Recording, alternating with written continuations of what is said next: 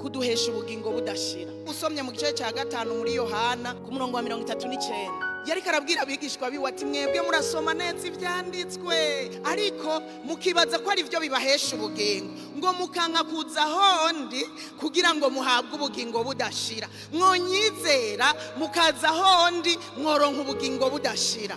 Haleluya. Ukwizera kuduhesha ubugingo budashira muri twebwe. Si ivyo gusa, ukwizera kutubeshaho. Erega udafise ukwizera wo kwiyahura no kwiyahura.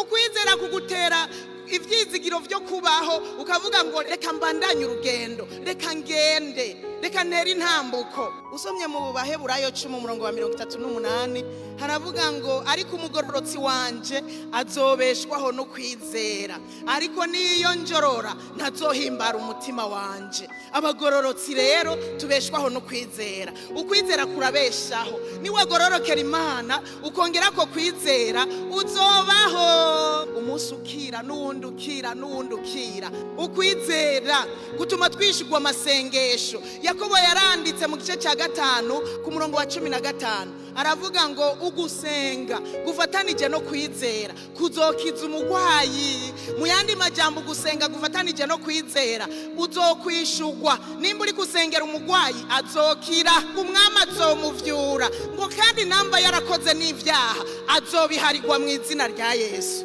Usomye muri Mariko 11 umurongo wa 22 gushika ku murongo wa 26, ni cya gihe Yesu yari yavumye umusukoni. Yari yawuvumye kubera yawubuze kw'ivyamwa, ariko aragenda hanyuma arondera ko icyamwa arakibura, acarawuvuma. Aravuga ngo ntugapfe usubiriye kwama ikintu na kimwe. Acarigira ngo bukeye mu gatondo barahaca.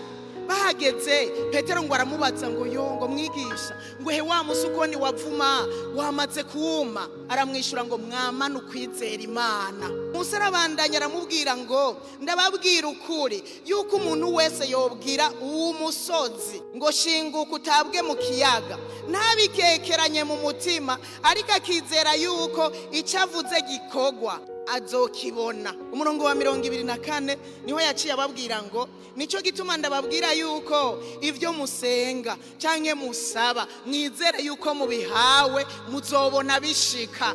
Ngo ndababwira ukuri yuko umuntu wese yobwira uyu musozi urubazo ruri imbere yiwe akawubwira ngo shinguka utabwe mu kiyaga, azobibona bikoreka. Igisozi c'ingorane zari imbere yiwe kikugweho mu izina rya Yesu. Erega nukuri Yesu ibyo yababwiye nukuri. Wohagarara mu kwizera, ico kibazo kiri imbere yawe uragitegeka ukakibwira ngo warusoziwe. Mwari muzi yuko ibibazo bituza kubona iyo tuja. Ibibazo birakuzibira ntubone yuja.